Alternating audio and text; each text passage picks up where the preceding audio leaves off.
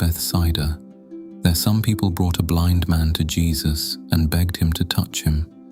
Taking the blind man's hand, Jesus led him to the outskirts of the village, and when he had put saliva on the man's eyes, he placed his hands on him and asked him, "Do you see anything?" The man looked up and said, "I see the people, for as they walk about, they look to me like trees." Then Jesus again placed his hands on the man's eyes, and the man saw clearly. His sight was restored, and he saw everything with perfect distinctness. Jesus sent him to his home and said, "Do not go even into the village." Afterward, Jesus and his disciples went into the villages around Caesarea Philippi, and on the way he asked his disciples this question, "Who do people say that I am?"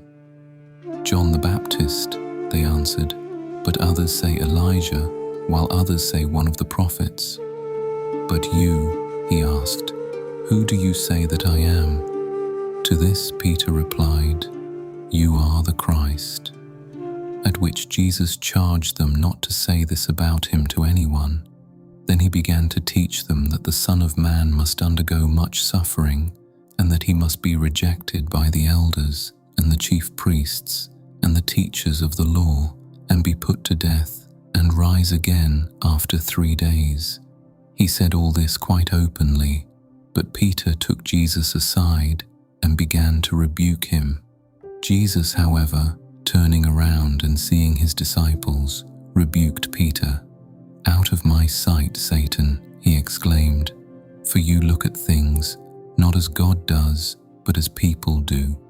Calling the people and his disciples to him, Jesus said, "If anyone wishes to walk in my steps, they must renounce self, take up their cross, and follow me. For whoever wishes to save their life will lose it, and whoever, for my sake and for the sake of the good news, will lose their life will save it. What good is it to a person to gain the whole world and forfeit their life? For what could a person give that is of equal value with their life? Whoever is ashamed of me and of my teaching in this unfaithful and wicked generation, of them will the Son of Man be ashamed when he comes in his Father's glory with the holy angels."